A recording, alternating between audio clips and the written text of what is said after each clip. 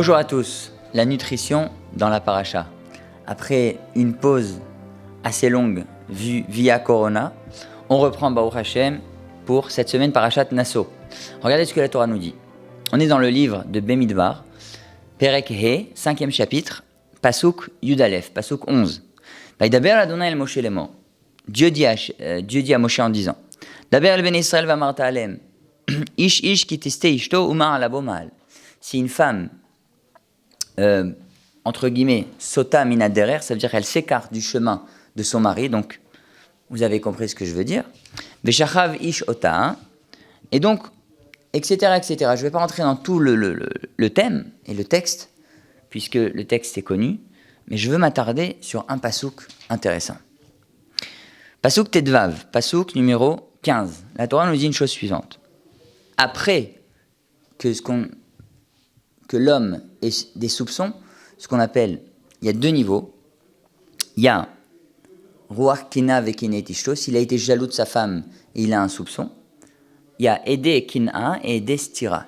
Ede Kina, ça veut dire des témoins qui ont vu la jalousie du mari. Et Ede Stira, c'est des témoins qui ont vu la femme s'isoler avec un autre homme. La Torah nous dit une chose incroyable. Vevi Aish et Ishto et la Kohen. Donc on est au stade où encore on n'a qu'un soupçon. L'homme, le mari, amène sa femme chez le Kohen. Vevi et korbana alea, et c'est lui qui doit amener un korban pour elle. Asiri taefa kemar seorim. 1/10 de farine d'orge. Lo itzok alea shemen, ve lo iten alea levona, ki minchat kenaot hu, minchat zikaron maskeret avon. Il ne doit pas rajouter ni de l'huile, ni de la levona, une plante assez intéressante, qui minhat kenaotu, parce que c'est une mincha qui s'appelle la mincha de kenaot, de jalousie. Contrairement aux autres korbanot où en général on amenait de l'huile et de la levona. Et tout de suite, Rashi nous dit une précision intéressante. La Torah nous demande d'amener de la farine de seorim, d'orge. Rashi nous dit, seorim velochitim, de l'orge et pas du blé. Yasta ma'aseh behema, ve korbana ma'achal behema. Une gemara terrible dans Masechet Sota. Rabban Gamliel, à la fin de la Mishnah, nous dit une chose incroyable. Cette femme a fait un acte animalier, donc, korbana ma'achal behema.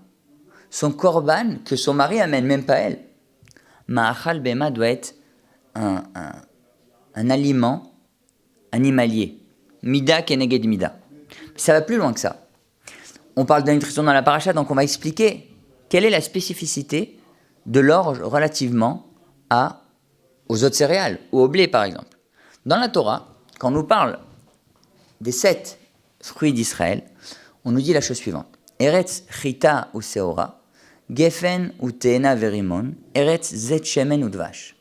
Une terre, chita ou seora, de blé et d'orge. Et la Gemara nous dit, si le blé est mis en premier et ensuite l'orge, ça veut dire que le blé est plus important que l'orge, au niveau de ce qu'on appelle, du niveau de, est-ce que c'est un aliment qui est adapté aux humains? Il y a toute une histoire dans la Gemara, bon, on ne va pas rentrer dans les détails, mais c'est intéressant à voir. Ou est-ce que c'est uniquement, ce qu'on appelle ma'achal behema, ça veut dire que c'est uniquement destiné aux animaux. Je veux ici m'attarder sur la céréale qui s'appelle l'orge, seorim. La Gemara, dans un autre endroit, dans le traité de Brachot, nous dit, page Lamed Vav, page 36, nous dit une chose incroyable. Kimcha de saare, oil vekache le koki ane, lo livrich ale aklal. La Gemara pose une question. Vu que la farine d'orge, elle est difficile pour les cookies années, Rashi nous explique que cookie année veut dire les vers qui poussent dans les intestins. Peut-être, comme c'est difficile à digérer, entre guillemets, on va voir tout de suite pourquoi, peut-être, il ne faut pas faire la bracha dessus. De là, on apprend une chose incroyable, que l'orge, la seora, vu qu'elle est difficile à digérer, elle peut créer chez l'humain des vers, ce qu'on appelle tolaim bamerim. Mais la question est pourquoi? Alors en naturopathie, on explique qu'il il y a une différence fondamentale, par exemple, entre le blé et l'orge. Pourquoi ? Il y a une contenance de fibres dans les céréales qui est différente dans celle de l'orge. Par exemple, dans l'orge, il y a 17% de fibres nutritives. Alors vous allez me dire, Aaron, mais c'est bon pour la santé les fibres. Tous les spécialistes conseillent de manger des fibres. Oui, mais ce qui est unique dans l'orge, qu'il n'y a pas dans les autres céréales, c'est que dans le blé, par exemple, dans les autres céréales, la teneur en fibres, elle est contenue dans la clipa, l'écorce, et pas le grain lui-même. Ce qu'on appelle le son, comme le son de blé, subin chita. Dans l'orge, toute la céréale elle-même contient cette teneur en fibres. Cela veut dire que les séorim, l'orge, est plus difficile à digérer que les autres céréales.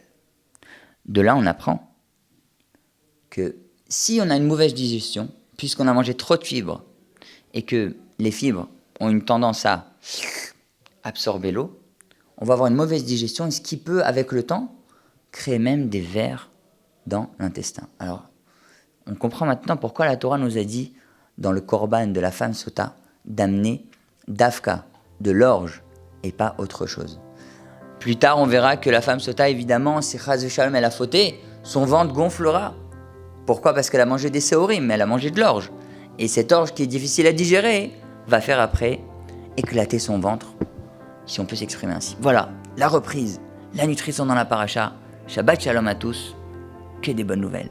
À bientôt.